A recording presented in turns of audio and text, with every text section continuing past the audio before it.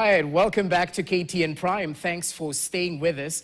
It's now time for a studio conversation, and I'm joined by seasoned legislators as we get to canvass the latest developments that are playing out in Kenya's governance and political landscape. A lot has happened, and we hope we'll have enough time to canvass the weighty priority areas. Allow me to introduce my guests. I'm joined by the Deputy Governor of Kakamega County, Ayub Savula. Karibu sana. Good evening, viewers. How's Kakamega? Kakamega is fine. Yes. Yeah. You're still reeling from the after effects of two visits from the United Opposition and William Ruto's administration.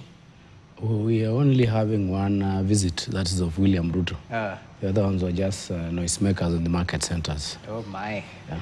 I'm pretty sure Majimbo Kalasinga will have something different to say. But anyway, allow me to introduce Dr. Makali Mulu, who is equally joining us. He's a member of parliament for Kitui Central, seasoned legislator. Karibu sana to our panel. Yeah, good evening, viewers. How's Kitui Central? Kitui Central is good. Okay. A lot of food this time. Ah, nice. We saw you delivering the alternative budget. Yeah. Perhaps we'll get time to canvass the issues that were highlighted. Yeah, sure. Thanks for your time. Equally joined by Majimbo Kalasinga, who is a member of parliament for Kabuchai constituency. Karibu sana. Asante sana. How's Bungoma County in general? Very good. And Kabuchai? Very well. Hakuna shida kabisa. Haki ya Mungu is one time. Okay, we'll get to the crux of the matter in a few, but thanks for your time. Karibu sana. Equally joined by the Senator of Tana River County, none other than Dr. Danson Mungatana. Senator, karibu sana. Asante. Good evening, viewers. A pleasure being here. How's Tana River County? Tana River is good. Yeah. We have no complaints. Okay, that's good to know. Gentlemen, thanks for your time. I'd like us to begin with the growing culture of intolerance in the country. And I'm pretty sure you're privy to reports that happened on Friday last week, where All Saints Cathedral was raided by suspected goons who forced their way into the church precincts, unleashing terror on civil society groups who were in a post-budget civic education engagement forum at the church's conference facility. Of course, police eventually intervened and chased the goons. We understand one or two were arrested.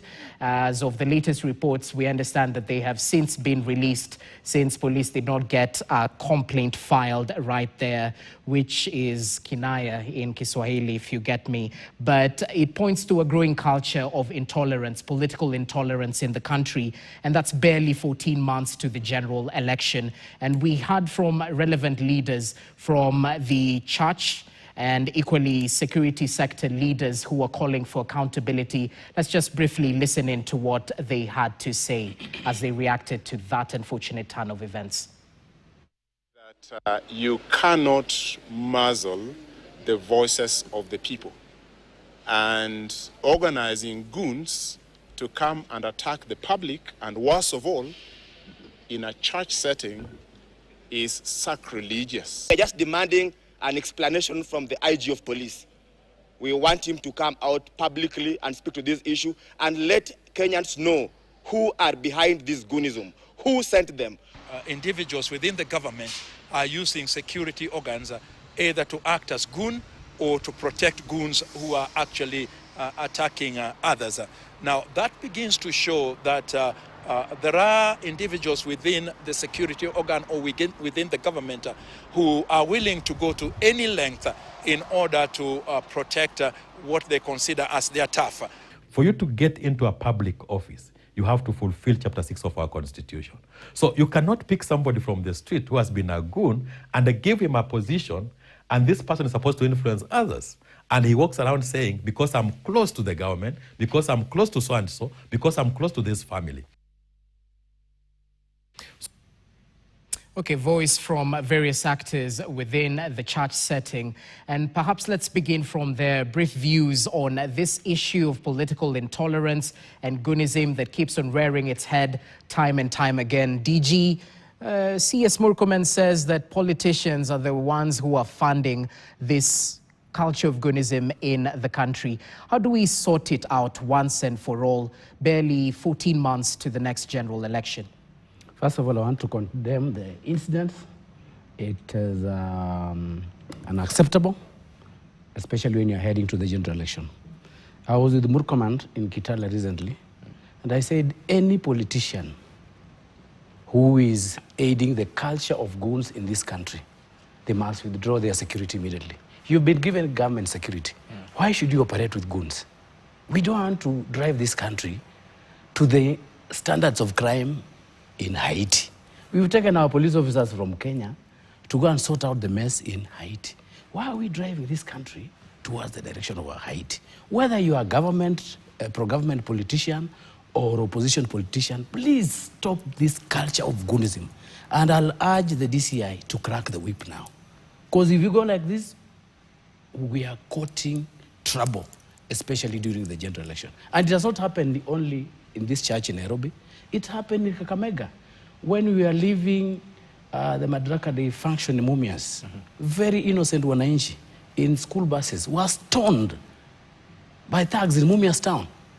Yesterday, students who were going about their own business after music festival, they were stoned in Matungu.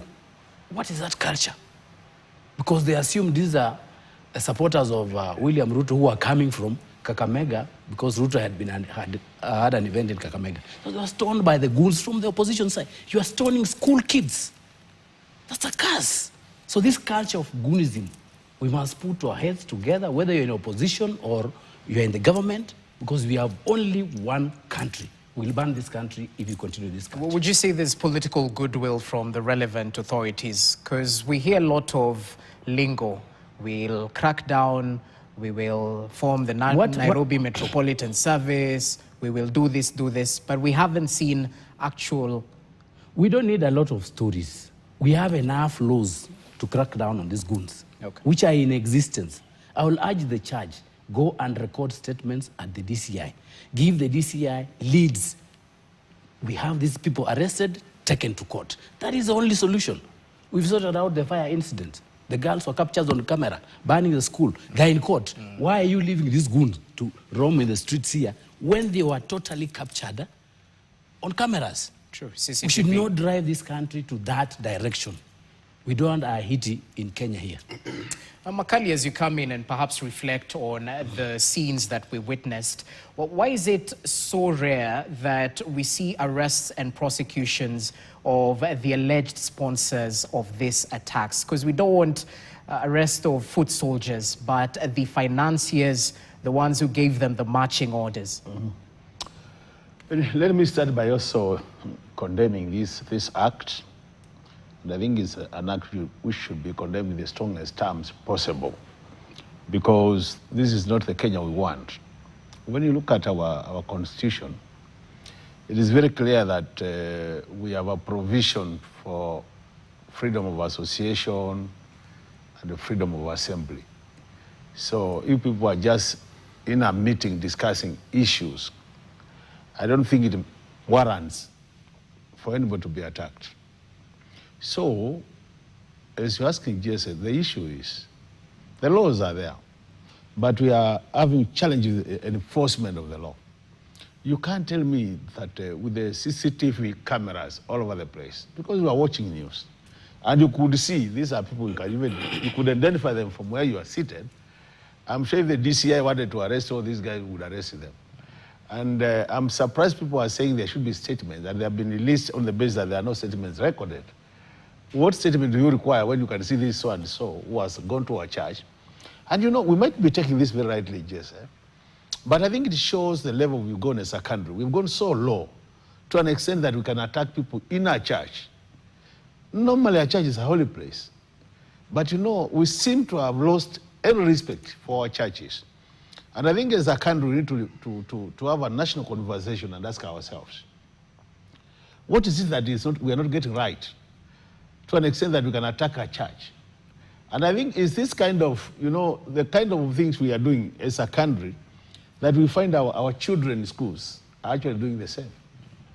Because if goons can come in, attack individuals, chase them out of our church, and our bishops and our priests are all there, and our children are watching, what will stop our children from doing the same in the schools?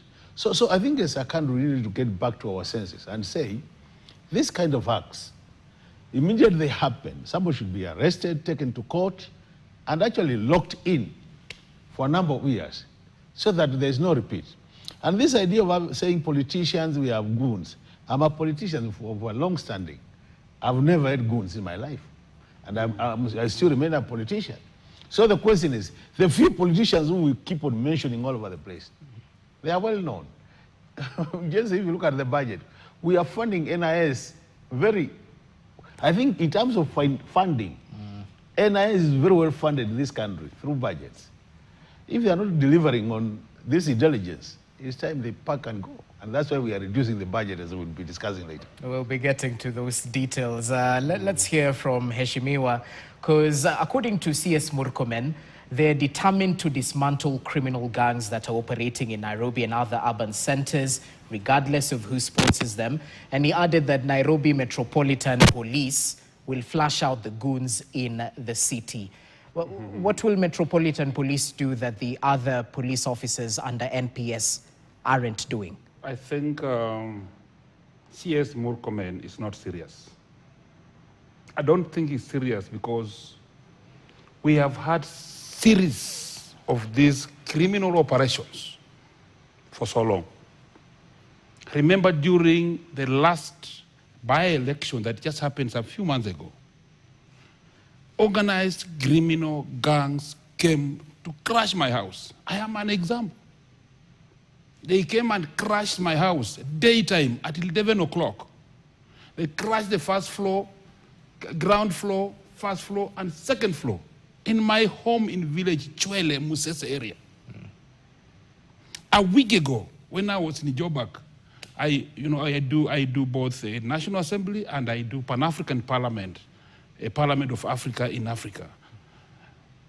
When I was in Jobak, he did not have been my chairman, who gave me a lot of confidence. I would have left Parliament to come to Kenya because the same gangs went and crashed my hotel in Chwele. It was on your news, you covered it. That was the first incident. It has come again. Honorable Tsotsi was badly attacked in Kisumu, daytime, by criminal gangs. From my case up to now, nobody has been arrested. No one. You go arresting people who drink changa and busa, and you leave gangs, and it's daytime. And we have written you are talking of yesterday, the other week's incident where they have not recorded statements from the church. I recorded statement myself. We named them. Up to now, they are home eating food. Leave alone that. When Honorable Rigathi Gachagua was in church, the gangs were sent to go and beat the priests, the bishops, the children, the women, and the Rigji in church, inside the church. Not stopping there. Look at, it's a series of events that have come. Look at when we had the Genesis demonstration in the city. Here is a Land Cruiser moving with the police, and here are goons armed with the rungus moving along a step. Who is protecting who in this? We are militarizing, we are militarizing goonism in this country. And time is coming when we shall not be able to control it. This is a church where the church leaders have a right to come and sit and discuss the budget, the plan that has been just tabled in Parliament. Yes. On that, and it was daytime, inside a church. And then the goons go to attack them in a church. That cannot be goons for free. Those cannot be borders for just no reason. They have been sent. And this government must come clean. If they have never arrested a goon from my case, they have never taken to court goons who had destroyed the church where Rigathi Gachagua was. They have never arrested enough substantive arrest in Ososi's case. They are saying there is no statement written by the churchgoers. Let me ask a question. If those youths attacked a presidential motorcade, will you still wait for the police statements so that you can arrest them? Murkomen should be serious in this case. Both the PS and the minister must come out clean and explain to us. I am starting to know that these youths are being used, and these are rehearsals for the national exam that is coming on 10th of August next year. Well, it's a ticking time bomb, and we can't pussyfoot on such a sensitive issue. Mungatana, allow us to take a short break. The bills have to be paid. We'll be coming back with your views, even as we try and substantiate what exactly is a goon, or who exactly is a goon. Because we have to separate goons, gangs, arsonists, and legit demonstrators, or those who have attended a political gathering. How do we draw the line? Is it that they're carrying batons? How exactly do we differentiate? Because we have rights, and our rights end when the other's responsibility actually starts. Let's take that short break. You're watching KTN Prime. We'll be back in a few. Keep it right here.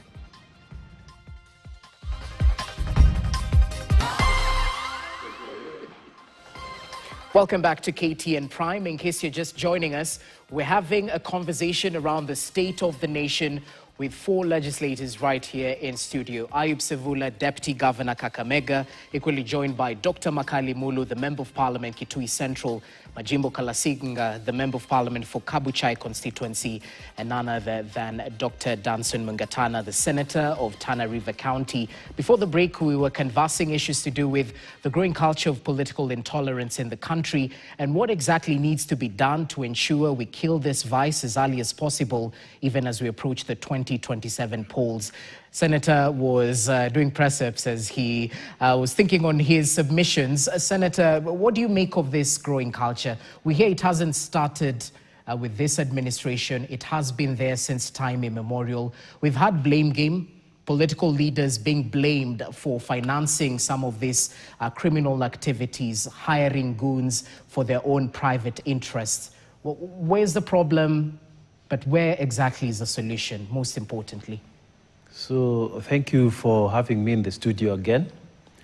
I just wanted to point out that it appears that a certain part of the country doesn't seem to have this problem.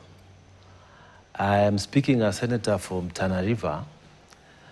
You will find that in Tana River, Lamu, coming these sides down the coast, we don't have this culture of violence against your opponents. Maybe it's because we are a welcoming people, and we may strongly disagree, but we don't have to fight physically. And so these patterns are within the knowledge of the security agencies, in particular within the knowledge of NIS. So I would urge NIS to map out the potential volatile regions and arrest the culture before it goes too far. I remember in my political life many years ago, we used to hear things like Nchinkororo. We used to hear the Mongikis in many years ago. But we had a minister called Honorable John Mishuki.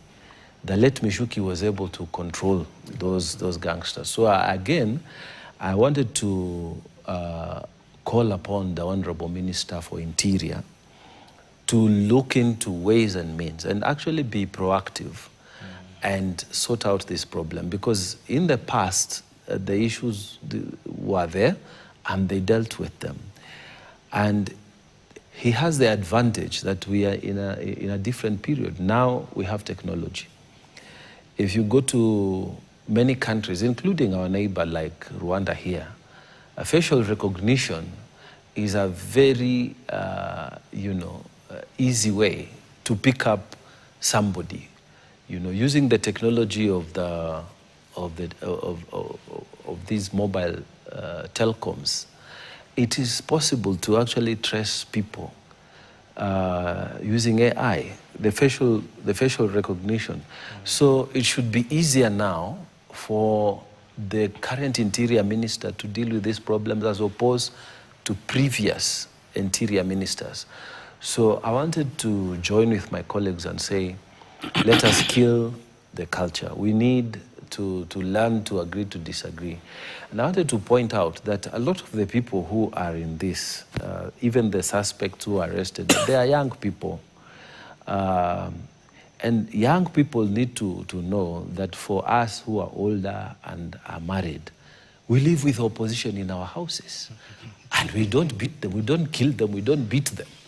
Because you just need to accept that even your wife can have a very different opinion. Your children, when they are adults, they can hold very divergent opinion from you. Okay. And you don't have to fight. You just have to learn how to win them. And so I want to send this message again to other Kenyans. Convince me that what you're saying is making sense and I should follow you. You don't beat me. Because if you do, then I will definitely not vote for you. And the other thing, the flip side of it is when you beat someone, you radicalize that person. You actually don't change them. You make them believe in that thing even more because they come out stronger as a means of fighting you back.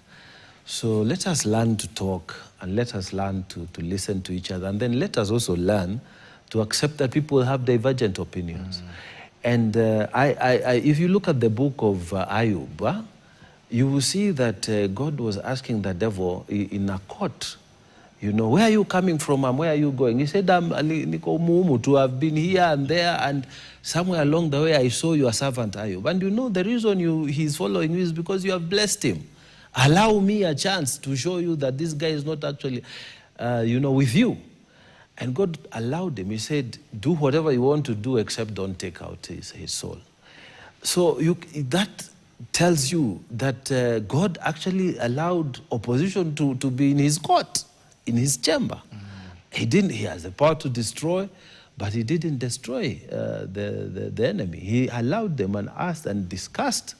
And so we need, if the mightiest power that we know, that God himself recorded in the Bible, he's able to listen to people, to creatures who are not with him, then who are you as a human being not to listen to other people? In the family, in political life, in the workplace, let's learn to accept their divergent opinions, and we all, in one way or the other, contribute.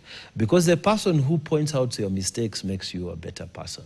The person who actually competes with you makes you a better senator, makes you a better member of parliament, makes you a better governor, makes you a better president. When they point out these things, you improve if you understand politics. Well, words of wisdom, but I think it begs the question, does this administration, can it handle dissenting opinions? Because it seems there's a narrative that perhaps the opposition meetings are targeted, and that's why there's barely any disruption when it comes to government-sponsored meetings or Meet the People tours. Can this government handle dissenting opinions from where you sit? Of course. You see, now, looking at that question, most older politicians are not bothered by, small things. And Ruto is an old politician, maybe not old in age, but he has been through many elections. So he stands out as one of the most senior politicians, having served as president, deputy president, and many years in the House. And you will notice that the older you get, the more tolerant you are.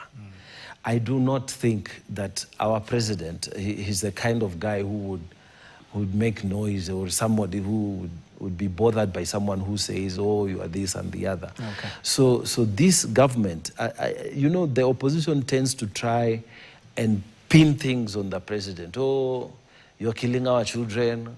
Oh, you are doing this and the other. I want to tell them that the older you get in politics, like for me, to rattle me, because I know the noise you make doesn't determine my vote.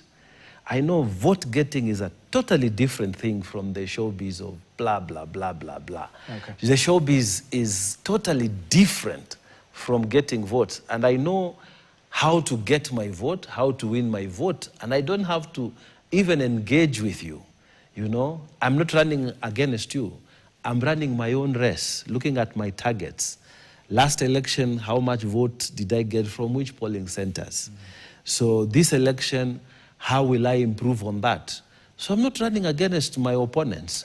And I think the older you get, even in age, if to rattle your grandfather, it takes a lot to rattle an old man. So I don't believe that the president is involved in any way. Most of these people who are trying to make their way in politics, want to be famous or whatever, they're the ones who are doing the competition. The president doesn't need that. And most older guys don't need that. It's younger people, and you can even see the faces where the younger people who are trying to make national names are coming up. Is where there's a lot of blah blah blah. Interesting, Makali. Does he paint an ideal scenario? Because there's a reason why politics is called a dirty game. Ukiingia pale, there might be no rules of engagement. Unatupa yako mwenzako anarudisha, and perhaps they get even dirtier as we get closer to the election. Briefly, before we shift focus. No, I agree with Mugatana as he's saying. The more you are in politics and the longer you have been there, the more you are tolerant, actually. People are able to say things and you just assume that it doesn't make much sense. But all said and done, you raise a very important point, and I think that's what the point we are losing, that the alternative government rallies are being attacked. The Kenya Kwanza rallies are not being attacked. And I think that sends a very clear message that something must be not be done correctly. Because if it was being done, if it was just by chance, goons would attack both sides. But you see, it's very systematic. There's a systematic way where you find that it's only rallies which are organized either by the opposition or by the NGOs, that is the non-government organizations, which seem to be raising issues which bring out the government to appear like it's not doing the right thing. Otherwise, if it was just by chance, then we would see everybody being attacked. Like I can tell you, Honorable Safula here, I've never seen his rally being attacked. And at times he says very controversial things, and he's never attacked. But then anybody else, when he says it, you can hear him, he has already been attacked twice. And imagine going to an extent of burning somebody's house, and then the next time you burn somebody's business. It means actually you are killing, you want to kill the gentleman completely. I've been in opposition before I joined government, and I've been having rallies. I was the deputy party leader of DAP. I organized meetings and I was never attacked. It depends on how you play your politics. Because me, I'm a son of a pastor. Why should I come with a gun to a meeting? When you talk about the opposition rallies are being attacked, in Western Kenya, from Luanda, you came to Kuisero, you went to Bungoma, you had peaceful tour. I even asked the president, watu wamezunguka humu, lakini wako peaceful. They're only having curious onlookers. They didn't have supporters.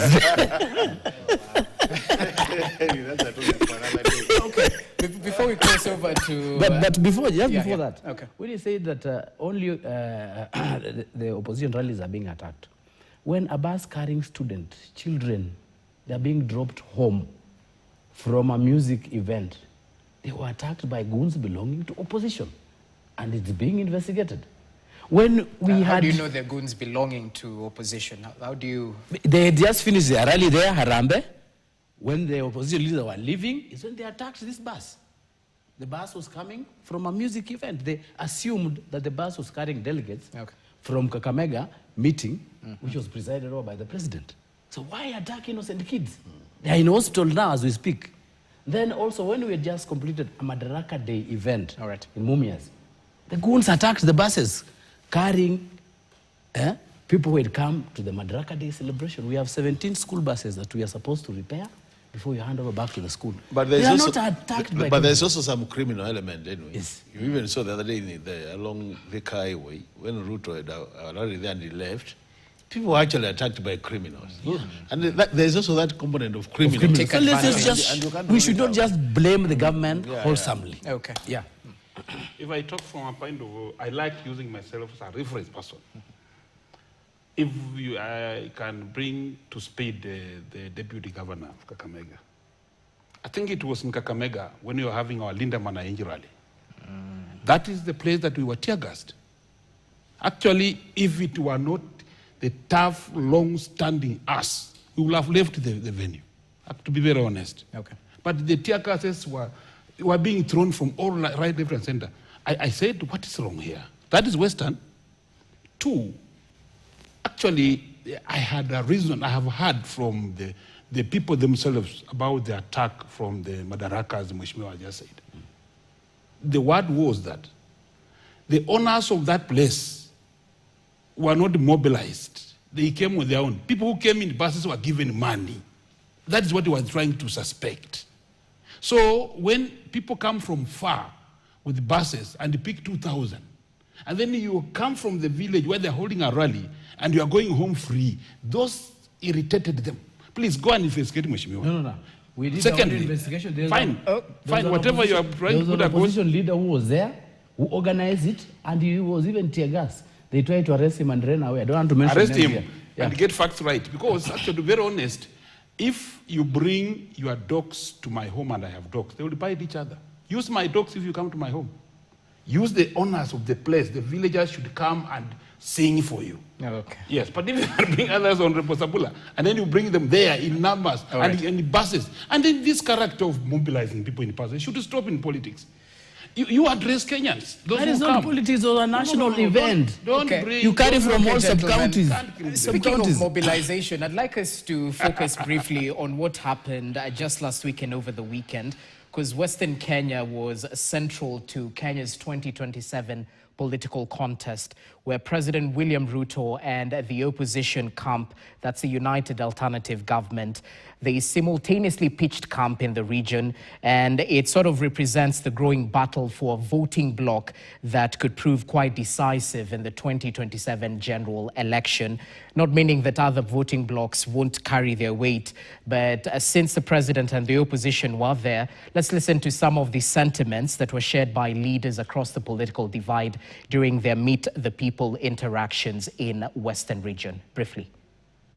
Alafu kina Ichung'wa anatukana mimi na Ruto. Ruto analia hata miaka 40. Ndiyo miaka 40 kuonyesha uongozi bora. Maisha 40 ya kutetea haki za Wakenya. Taifa la Israel, Prime Minister wake Benjamin Netanyahu ametangaza kwamba hakuna mtu anatakiwa kutoka Kenya na Uganda, Tanzania na nchi zingine 3 za Afrika Mashariki kukanyaga kule kwao. Amesema sisi tuko na Ebola. Sasa tunaona hasara ile William Ruto anatuletea nchi yetu. Siwezi kubali nikae mlimani nikose kufika hapa kwa makuzo wangu hapa magharibi, niwapatie habari vile Kasongo amepangia nyinyi, na mkiangukia hiyo mtego mtapata shida. Na wahakikishia nyinyi leo tutakuwa kwa meza. Hiyo meza ikikuwa ndogo, tutavunja meza, tujenge meza nyingine. Hii mambo ya kutupatia kazi mbaya kuwa watchmen na maaya na nini, tumesema nini? Mimi nimeambia Musalia Mudavadi, nimeambia Weta, uongo wa 2032 hatutaki. Sisi 2027 tuko tayari kutoka. Shuhuda ni watu ya kwenda kusumbua watu kanisani. Wanaenda huko kwa mazishi, hata hawajui nani amekufa, anaenda kupigia watu kelele huko. Mtu kama umezunguka, umekuwa waziri ya kila kitu, umekuwa katika serikali miaka 50, una chochote, ati ile akili yao inafika tu kwa kunitafutia jina ya Kasongo. Okay, let's start with the gentleman who called Western Kenya home, because at the end of the day, we'll try and evaluate whether these 2 political meetings had massive impact in terms of swaying the masses ahead of the 2027 polls. Because on one end, we hear that the opposition is definitely building up on the emotive issues when it comes to growing public discontent, and they're trying to position themselves as a credible alternative. President William Ruto is echoing his economic empowerment and grassroots development in that particular region. Your view of these simultaneous meetings in Western region, and which had the most impact in terms of swaying the masses? The Ruto and Kenya Kwanza meetings had serious impact in swaying the masses. I've told you, it's a group of guys who have taken Busa and they've come to market centers to make noise. Let me go stage by stage. In Luanda, they spoke about that Ruto has messed up the economy of Western, that sugar factories are not working. I want to tell them facts. The privatization program was done. As we speak now, Nzoia Sugar Company is functioning. As we speak now, Mumia's Sugar Company is up and running. They have no facts completely. Secondly, in Huisero, they said that Ruto has shortchanged the Luya community in terms of position in government and development in that region. And the promises he gave. Yeah. I want to answer them. In Uhuru government, we had only one minister. That was Eugene Wamalwa Kijana, and 2 PSS. In Ruto's government, we have the Speaker of the National Assembly, we have Prime Cabinet Secretary, we have a Minister, Deborah, and we have 7 principal secretaries. In Uhuru government, and let me give example from my own constituency. I was an MP in Lugari constituency for 10 years. I built Lugari Diploma Teachers Training College. Uhuru was supposed to come and open it. He never stepped there.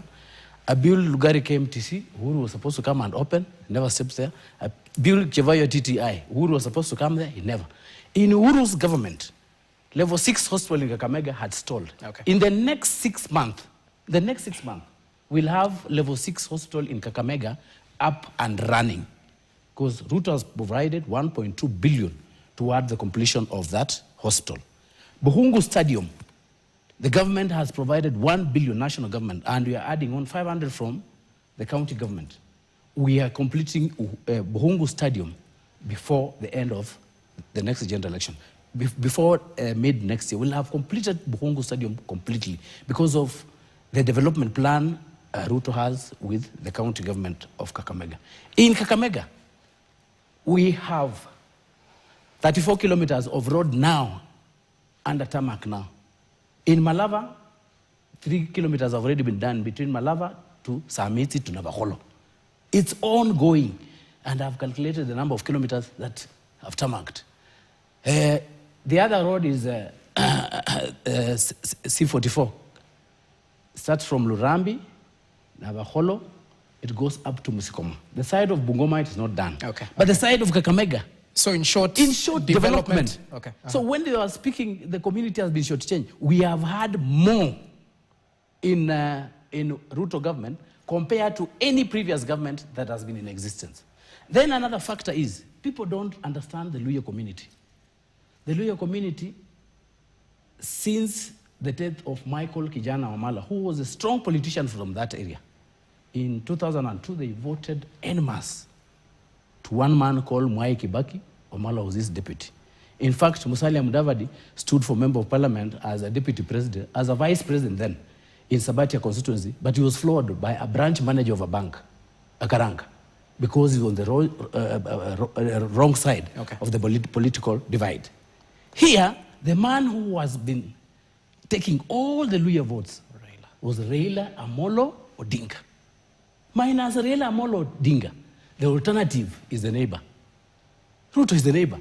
We cannot vote for my friend here, Kalonzo, because we don't know the policies of Kalonzo. So is this one is tested, tested, tried and tested. Tried and tested. So is this all to do with development, or are you trying to position yourself come 2032? Because we heard you mention... It's about development. We are gauging on development as we plan for 2032. Let me just briefly finish my story. Yes.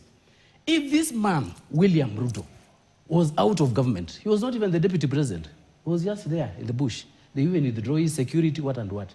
If he managed to defeat Raila, who had numbers, if he managed to defeat Uhuru, who had central bank, the police, the military, the NIS, now he's seated on that seat. Do you think this guy is going to beat Ruto, really? At Kalonzo, ashinde Ruto. Hiyo ni ndoto. At Eugene Wamalwa. Oi! But you know... Agashagwa. Oh, Maimono in parliament. Okay, Sabula, let's hear from the other gentleman from Western Kenya. Because at the end of the day, it's the voters that will decide. So in terms of persuasion, what have you done to ensure that perhaps Western region is bagged under, is it the United Opposition or is it Linda Mwananchi? Okay, according to me and us, no, we don't test stamp. We go to the ground and work. I am in Linda Mwananchi. Okay, just hold on. Sorry about that. We have a small issue with your mic. We'll get it sorted and definitely come back to you. But crossing over to you, Makali, before we hear from Senator, your party leader has sort of defended himself in that bite we had. And we've had that criticism time and time again. Speak to the deliverables under the leadership of Kalonzo Musyoka, whose track record has been questioned time and time again, even as government pokes holes into your development agenda. You're heavy on politics, very light on development. Anyway, before I come to the issue of Kalonzo Musyoka as an individual, let me just say a few things about Western Kenya. Western Kenya is a very strategic voting bloc, very strategic. And what makes it strategic is because of the numbers involved. You realize that 40 bloc is actually second to the Central Kenya bloc. But what has been happening over time is that that bloc has never voted as a bloc except at the time of Kijana Wamalwa. And the challenge has been trying to get a unifying factor, which has always lacked most of the time.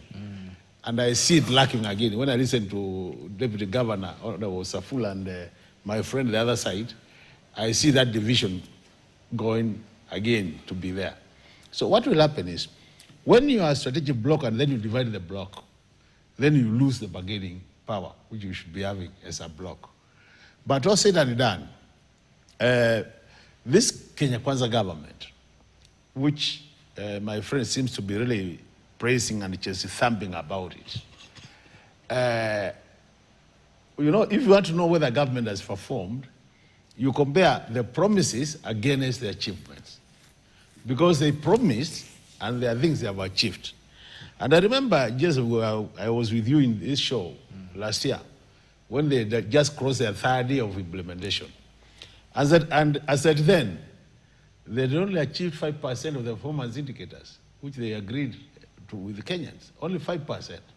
And I told you, by all standards, they would be very lucky to go beyond 20% achievement. Yeah. So if we are to talk about development record, and do the next voting on the basis of development performance, I tell you Kenya Kwanza will lose it early. So if I was Safula, I would be pushing more of a political narrative, which can now bring Kenyans on board. But development-wise, they will lose it, I can tell you for sure. Because every region will look at it. Now, coming to Kalonzo, and we have said this many times. Okay. Kalonzo has said he's a leader, he has been a national leader. And as a national leader, it will look very bad, and for somebody aspiring to be the president of this country, that you are the leader there, and then what you do is because you take advantage of your position to push development to your area and forget about the rest of Kenya. I think when you assume national leadership, then you are supposed to be fair to all the Kenyans. And that's why you see one of the biggest challenges and undoing of the Kenya Kwanza government is issue of equity in terms of sharing of national resources. They have actually fared very poorly when it comes to equity issues to ensure that every region of Kenya, irrespective of how they voted, gets a rightful share of the national cake, bearing in mind that we are all taxpayers. And I think that has been the argument we have been saying, that because we all pay taxes, there should never come a time when we'll be judged by the fact that we didn't vote for this block, and on the basis of that, then you don't get development. And to me, I'm looking forward to a day when, as a country, we'll have a leader who can say, I am the president of Kenya. Once I assume that position, I become the president of Kenya. So I hardly care about who voted how. We'll be able to share resources on the basis of needs, the national needs. And that's a challenge. When you look at where Kalonzo comes from, and look at what he has managed to push to that direction in the position he has been holding, I can tell you, you can't compare it with where the other presidents have been coming from, looking at where they started and where they are. And this is a very simple analogy. If you start at -3, and I start at 0, and you move to 3, and I move to 3 with you, automatically I'll have made 6 steps when you have only done 3. These are the issues. And those are the issues my friend here is overlooking, which are critical issues when it comes to development. So which part of the country has been marginalized when it comes to development? Quite a lot. What has happened, and that's why we have equalization fund. The whole of Northeastern was humanitized, Coast, where my friend comes from, the whole of southeastern Kenya, where I come from. Actually, if you look at the equalization fund and the original 14 counties, which were supposed to be assisted to catch up the rest of the country, were all in those regions I've mentioned. Northeastern, North Lift, Coast, and Ukambani.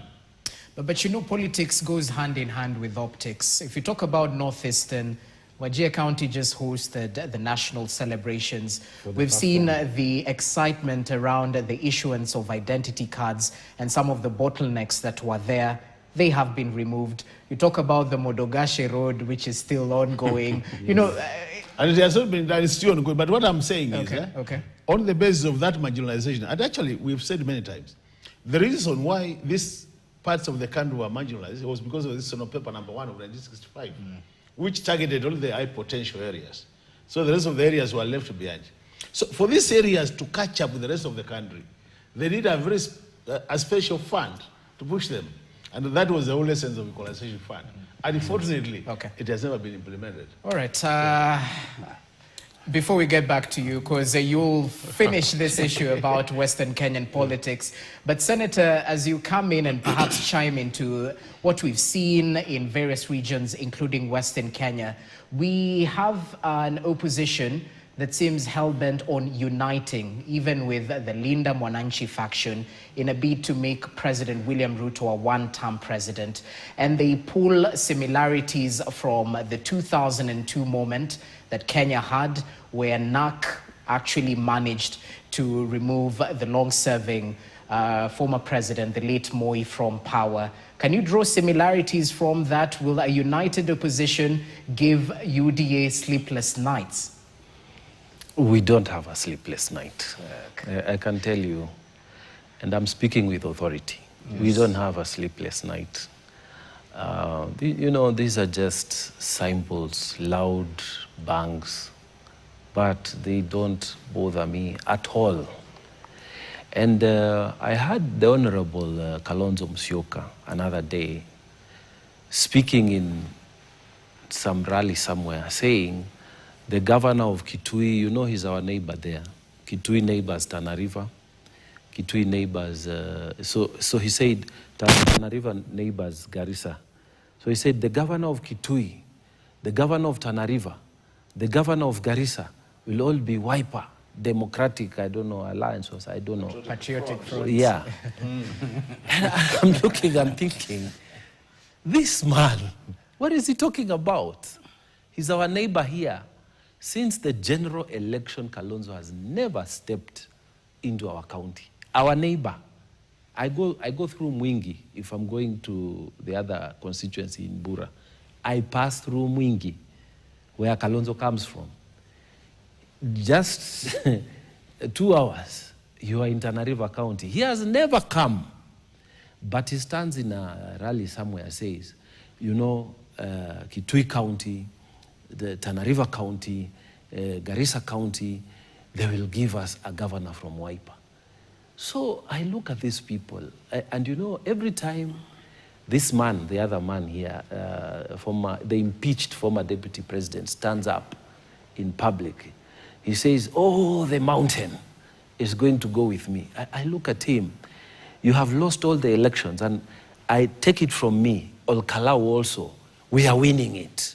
You know, what he is calling at my mountain, we are winning every election we have started. You know, when you see still waters, you know, for us who come from water areas, be very scared. They go deep.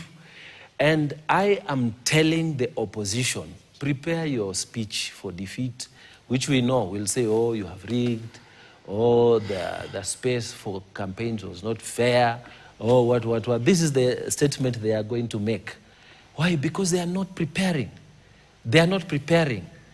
They don't know how many people are in each polling stations. They are not there. They are on top of vehicles making noise. They are not sitting down to plan elections. How did we beat ODM with all their... They were not structured. We have a machine we are calling UDA. And we are adding other, you know, the ODM is coming with us. In Tana River County, I want to speak from where we are now. every polling center, the president has voters there. In fact, the people who are in ODM have now joined us. So we will be fighting for governor, senator, and so on, but not the presidential vote. Not the presidential vote. This is repeated. Lamu, Kilifi, Mombasa, Taita Taveta, Kwale. But I hear people stand up and say, oh, we are going to win. You know, they're assuming that this election is about the tribe. But it is not. You people, and I'm giving this advice as an old guy in this, we've been in this space for some time now. Please, go and prepare, because it's going to be a very different game. Where this man is, Nyeri itself, we are going to get votes there, and you will be surprised. Okay. We are going to get members of parliament, many members of parliament from the mountain. You know, people are assuming that people are uneducated. It's the same voters of 2020, 2022 is the same voters of 2002. We have the internet, people can see information. I mean, say whatever you want to say. Let me just give an example about Governor Wamatangi. Say whatever you want to say about him. Oh, what.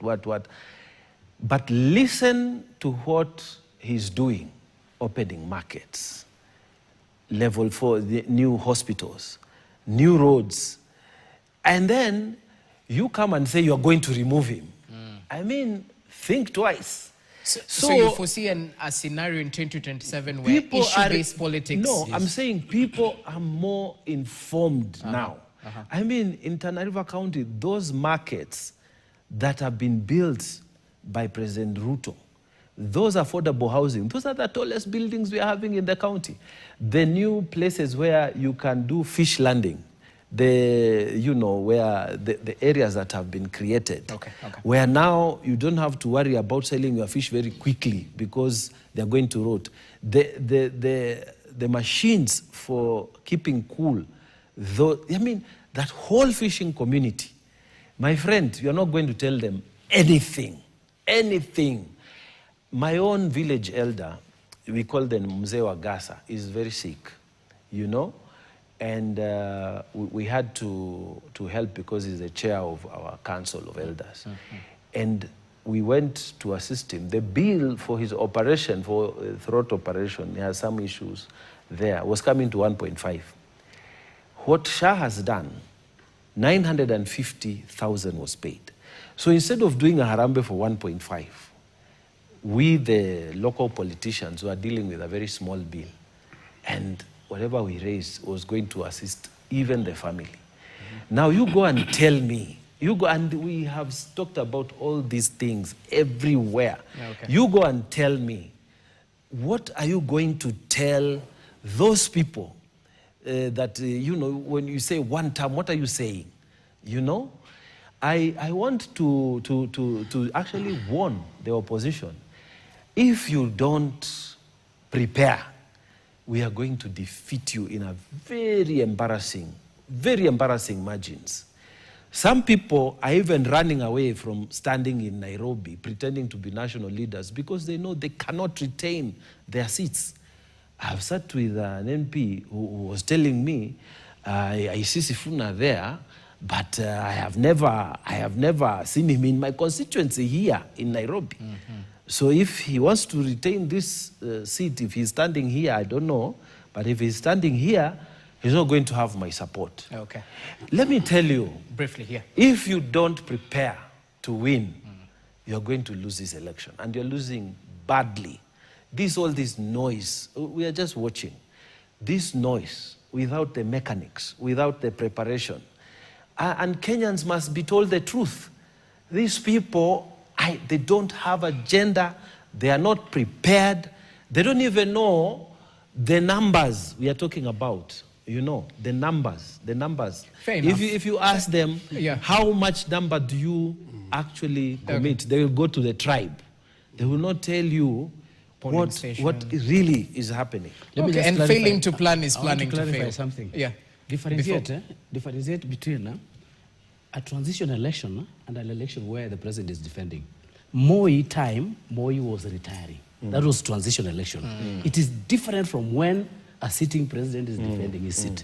Suluhu here, look at the political intelligence of Suluhu compared to Ruto. Which one is higher? Well, I won't be a good judge of character. Majimbo, a lot has been said. Start with Western Kenya as you reply. I start with Western Kenya. I stay on the ground. Come to Parliament, I go home. Honorable Savula should stop lying himself. My friend Mungatana should ask, he has asked of the figures. I think the figures are speaking volumes. If I may start from the figures, in Tana River, maybe he can give 90% to the Kenya Kwanza government. But Honorable Mungatana, as a senator of the entire Tana River County, getting 43,129 votes, and Majimbo Kalasinga, a single constituency in Western, I am getting 38,627. If I were to run in Tana River, I'll beat him. But that's not the way you are talking about. We are saying this. The entire of a single county called Bungoma with 700,000 votes. He has 100,000 votes in Tana River. If we talk of figures, these are now the figures. Actually, you got 43,129 votes. As a senator of a whole county, I got 37,629 as a member of parliament. So let us not talk about figures. We shall assume each other. If it is true and what I'm hearing is correct, Honorable William Ruto, by 7, he's at home. I'm telling you this. And this is, get these facts right. You know, we are basking in the glory of the enjoyment of the ground. In fact, if you look at Kenya, divide it into 3. One group, call it Kenya Kwanza, the one that we are talking about, the UDA and the team. 2, we have Linda Mwananchi, where I belong. And 3, United Opposition. United Opposition and Linda Mwananchi are one-term teams. Whether we get together before the election or we get to the election as 3 teams, Kenya Kwanza, Linda Mwananchi, and United Opposition, I'm telling you, get me right. If we go like that, no team will get 50 plus 1%. And if nobody will get 50 plus, and by the way, number 3 of all the 3 will be William Ruto. Fact is right. Now, should I finish by my analysis? Yes. Briefly. If we go by that, if number 1 is Linda Mwananchi, because if we go as a team, Linda Mwananchi, then we get position 1, even if we don't get 51+%. If number 2 happen to be William Ruto, we shall go for a rerun. And United Opposition as one term will stand with Linda Mwananchi. If United Opposition picks position 1 and William Ruto picks position 2, we shall go for a run. And Linda Mwananchi and United Opposition will unite. We are taking Ruto home in the morning. Kenyans are tired. I'm surprised to hear my good brother, Honorable Sabula, Give us the numbers. Who is a very good politician. Honorable Sabula knows that I come from Bungoma. Yes. He has talked about the sugar industry. The moment we were having, unfortunately, Honorable Savula was with DAP Kenya when we were campaigning with William Ruto as a presidential candidate of UDA. We had an economic forum in Kimilili where all counties of Western came to have an economic forum before elections. William Ruto told us, the president told us, that on 100 days of his office, he will bring a new factory in Zoya Sugar. In his 100 days, Zoya is sold. Imeuzwa. 30 years. It has been privatized. 30 years at your age, you will die when it will not be given back to the government. Now, count me. The moment it was given, and you remember very well, the president, when he was in Zoya, he said that nimepea mtu mambo ngapi? Tatu. The man who was being told as mambo tatu, that rye, after 6 months, he is the one who came to buy it. The same Zoya. As I talk today, people are sacked. They have been terminated. We have only 30% of the staff who were in Zoya now on duty. All those who have gone home without pay. Government was supposed to pay staff who are being retired. They have not been paid.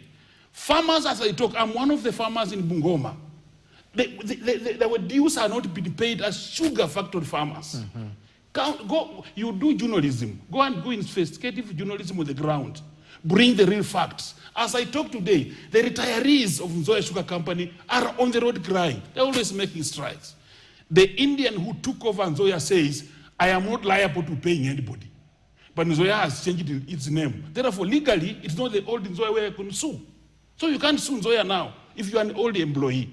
As I talk today, right away, sugarcane is overgrowing in the farms. If I may quote what the president said in Kakamega when Honorable Sabola was seated, he said that the Masinde Muroro Stadium in Bungoma is complete. You did journalism. The other day you carried the story. The grass in the field is growing into trees. All the cracks all over the walls. Nothing is going on. My brother, when we are going into elections, unfortunately you are not with us. That man you are protecting, he said, Western will get 1,000 kilometers of tarmac road. It's lucky you can remember 3 kilometers. You have just said here. It's lucky you can get 3. You started with 3 kilometers in Navaholo route. I said Navaholo route at least tarmac is on if you can give us 100 kilometers. It's going on. The better. Okay. In your own, excuse me, I'm finishing with Sabula. In his own county, you'll give me right of reply. The road between Brikidia and Misihu, the Brikidia side, the county government did its part. The Brikidia side, which is supposed to be done by the national government, 0. My brother, we cannot take the Western region for a ride every time. And this time round, I'm telling you, one Westerner, whom you will not believe, will be the president of this Republic of Kenya. That's my first priority. And Edwin Sifuna is going for it. If we don't get it through Sifuna, if we can get it through Rigathi Gachagua, be it. If we can get it through Kalonzo Musyoka, be it. If we can get it through Eugene Wamalwa, be it. But we must. Now, I gave you 3 options. If the 2 options now unite, if we shall work, God will bring us to a unity where Linda Mwananchi and United Opposition will work together. Please start telling the president to write a concessional speech to concede the moment we just go. Before we get the right of reply, you were in Thika, Governor Irungu Kangata joined you. Exactly. What does this mean for Linda Mwananchi and your forays in Mount Kenya region? Is it a one-off thing in seclusion, or do you expect other leaders to follow suit? It is opening up, and soon and very soon, you are seeing serious leaders one by one from government and even the ministers defecting onto this Linda Mwananchi or United Opposition. Where was Caleb Amisi? Okay, Caleb Amisi was running. He was in Kitale with the one-term team also. He was in Kitale that evening. Okay. They say we were here. I was supposed also to be in Ichwele, my constituency, where Rigathi Gachagua, Stephen Kalonzo, Honorable Matiang'i were addressing. All right. But I could not be there. I organized them and we had to attend Linda Mwananchi. What I said about Irungu Kangata, actually this is a team of clean people. No corruption deals. Look at Sifuna. Look at Irungu Kangata. Look at Kalonzo Musyoka. These are people you can be proud if you allow them sit in the seat of power in this country. Right. We're not going to allow. We're not going to allow every president, every time, move around this country, lying to the Kenyans. Otherwise, I will never talk. Exactly. Okay, fine. In a minute, before I cross over to the other gentleman. Honorable, I missed a bit because of some technicalities. I'm just finishing 1 minute. Okay. Remember that if you come and look at the situation we are moving in, Kenya will never be our Kenya. The parliament we sit in has no dignity like the parliament which we have served before. A motion coming on the floor of the house, the moment a motion comes, envelopes follow the motions. Parliaments, the arm twisting of parliament should stop. We need a government, we need our parliament back to the members of parliament. Are you a benefactor? We are beneficiary, not. rather. I'm not. Okay. I'm not, because that's why I voted no in all finance bills, including the rejection, including the impeachment of Gachagua. I rejected it. Savula, a minute before we cross over to the other. Yes, just a minute. We're coming to you, just for a minute. Right of reply for a minute. But let's not talk about development, because I'm not talking about development. Okay, let's give him some time. Help us. Just a minute. First of all, if you think Parliament is corrupt, the way you're saying, take to EACC. It has the powers, they will investigate. But my right of reply is one thing. You sit in this National Assembly. I've been there for 10 years. And last general election in 2017, I got the highest number of votes in Western Kenya. I got 49,000. My number 2 got 4,000 votes. In Parliament, in this budget, they have factored in money for the old employees for Nzoia Sugar, Mumias Sugar, Sony Sugar, Chemelil, and Moroni.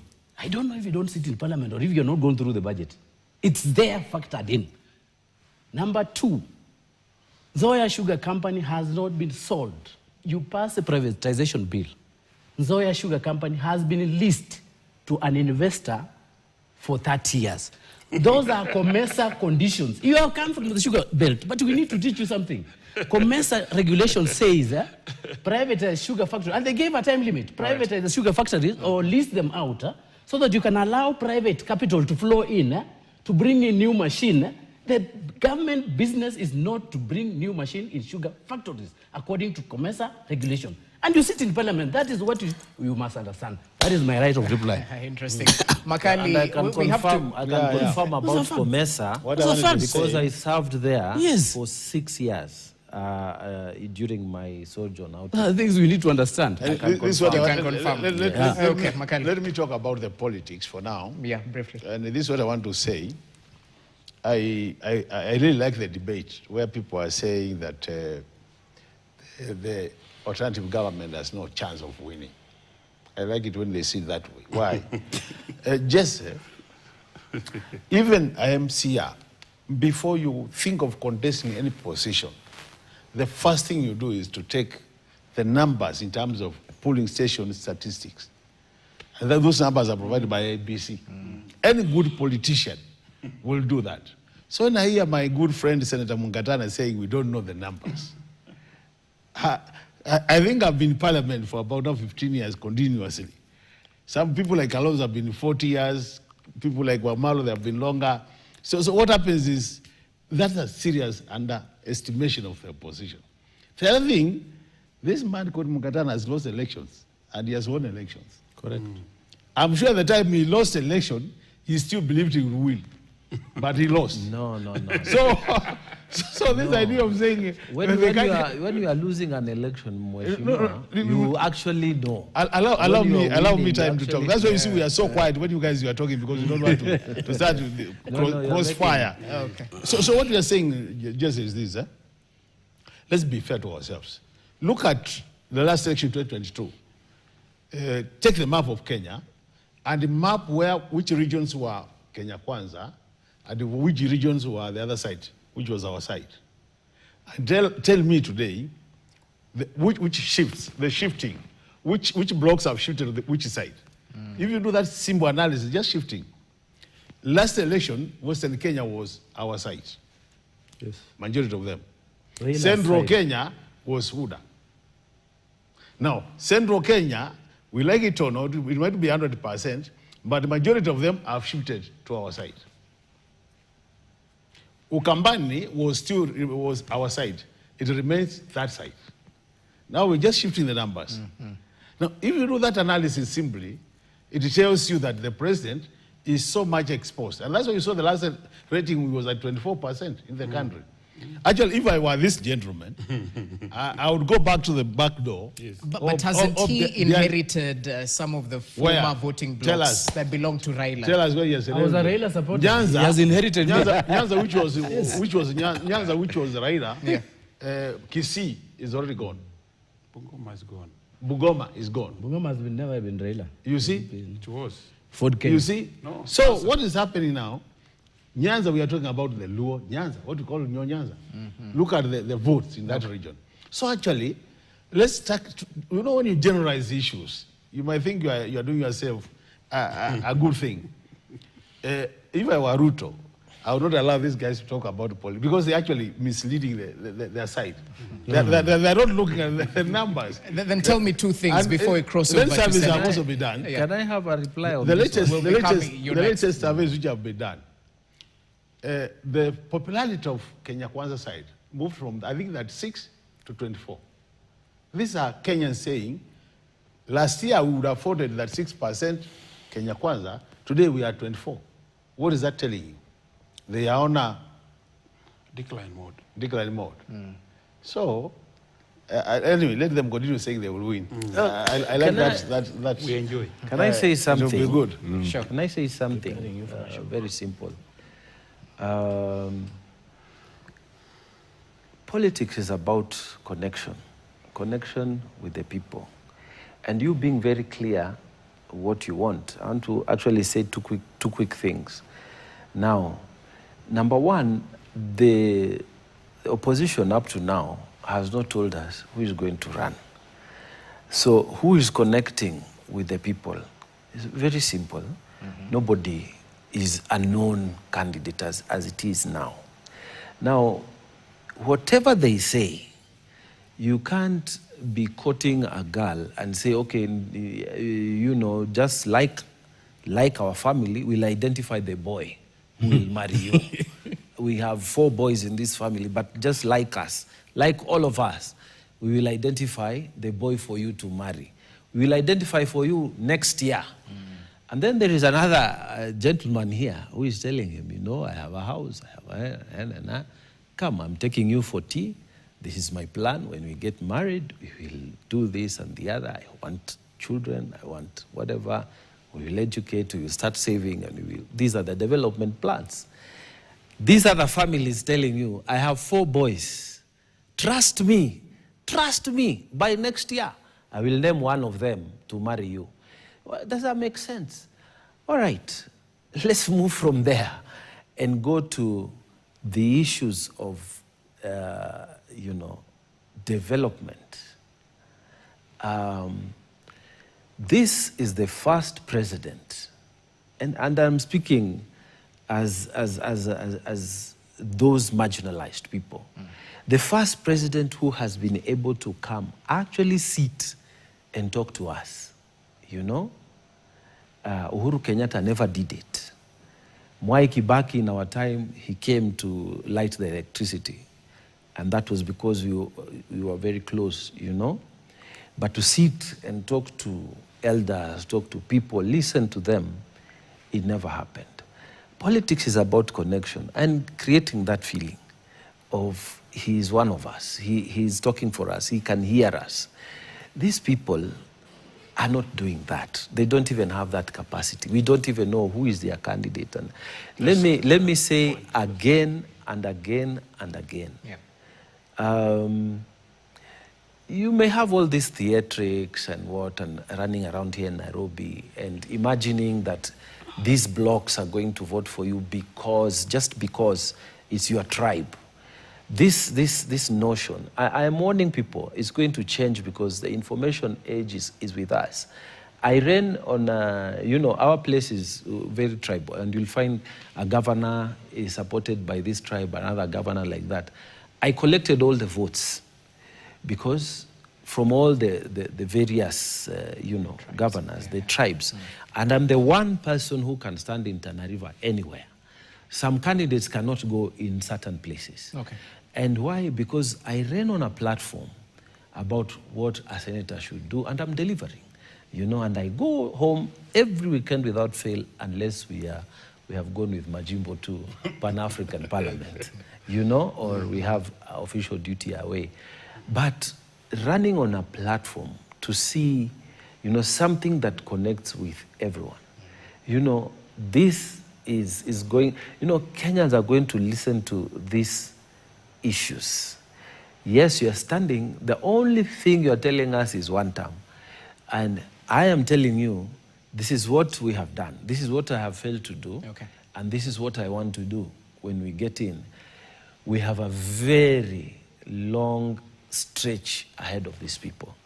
And I want to say with a lot of respect that they prepare for a very long and rough ride.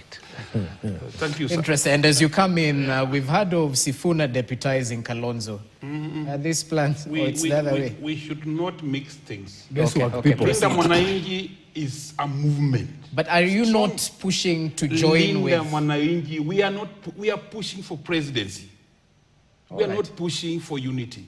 If pressure gives us that we must unite with the united opposition, then we shall have Sifuna as our presidential person and ask ask the united opposition to give us a running mate.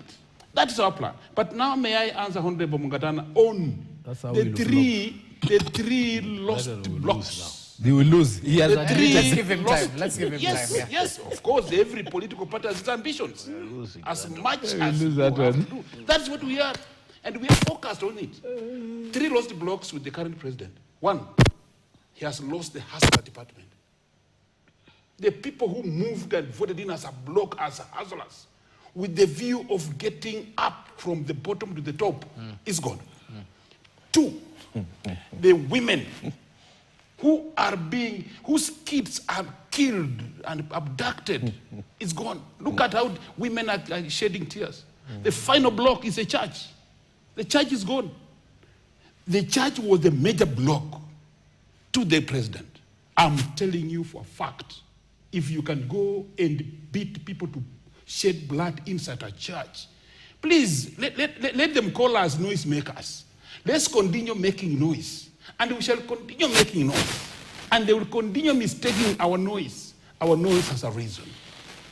For a fact, what you've told me here, that actually Sifuna is to deputize Kalonzo, is a kind of propaganda strategy to pull down one coalition. The Linda Mwananchi and United Opposition are equal forces each going for power. And we are competing against one person who has power. That is the president. We want it. So, as we move ahead, if actually we have to move closer, my brother Denson Mungatana is a long-standing senator. I have a lot of respect for him. He's my chairman, he's my leader of delegation in Pan-African Parliament. But listen, my brother, the ground, you are not connected to the ground. You have a clear disconnect between yourself, your ears, and the ground. Kindly put your ear on the ground, and you'll get connected. We are moving on, we shall move strong. We have had only 7 rallies with Linda Mwananchi, and you see Kenyans are rating Sifuna high. We have 40 rallies to do, because we are doing every rally, every county. We have not done 7. We did Kisumu, we did here in Nairobi. All right. We did. So if we can finish, only by 6 rallies, this is our rating. So what if we did 40 rallies? Okay. Yeah. So you've been able, according to you, they've been able to maintain momentum. Exactly. Speak to that issue about your presidential candidate in the United Opposition. Criticism has been fronted on who exactly will Kenyans be voting for as an alternative. I see history repeating itself, and I've said many times, for me, if we don't get our presidential candidate early enough, You'll fail. it will be history repeating itself. Yes. And I get very worried when I hear What's early enough? Rigathi said 45 days. We had said at least 1 year to the election, so that you allow Kenyans to analyze this particular candidate, criticize him, and say these are the merits, the demerits. And when I hear my friend Karasinga saying we are on the same side, another history repeating itself. Remember the time of Odinga and Matiba, and what happened? I think people need to think seriously and say, why would you go for round 2 when you can win round 1? People must make sacrifices. Somebody must say, I can be a president, even me, I can be a president today. But there comes a time when you say, for the sake of the country, if you want to save Kenya, somebody has to give, and another one take. Otherwise, this idea of dividing your opposition, my friend, we have fallen into the same trap. So we have 1.5 months to August. For me, I still believe by August we should have our presidential candidate named. So that is there progress being made? A lot of progress is being made. A lot of progress is being made. And how are you picking? We've heard of a scientific approach that has been rubbished by some. Others say numbers simply speak. A mix of strategies. Okay. Generally, you know, when you are trying to pick a candidate, there should be a bit of consensus building, a lot of things, talking and give and take, and also opinion polling. So each of the ways will be supplementing each other to a level they will be able to agree. But I get very concerned when I hear next year March. I tell you, if you go to next year March, we'll give it. Personally, I would say we've given it out. And can Lonzo actually... I can tell you for sure, it will have gone.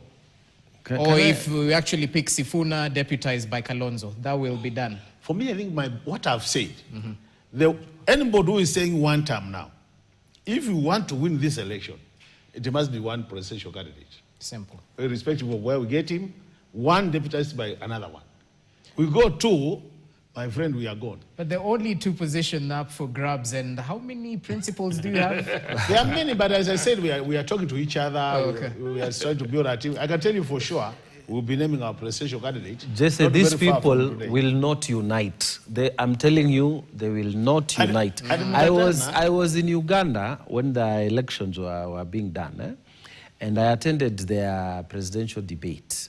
And the only person who was really speaking like a presidential candidate was this musician, what's his name? Bobby Wine. Yeah. Bobby Wine was. The other candidates, they talk and then they say, they were asked, if it's not you, who should be, they say Museveni. They were asked. Okay. And this is what is going to happen. They are going to run many of them. It's not going to be consensus. They'll not be having one candidate. Already you can see they are going to run many of them. And then they are going to lose. You see, their belief is that they are going to threaten us until we go round 2. And who told you that in round 2, the other guys won't come to us? What makes you think that you will just unite? We have been thinking all scenarios. There is no way these people can defeat us. No way. You've been patient. In round 1 I've been patient. Yeah. Mine is just a comment. As we finalize, our time is up.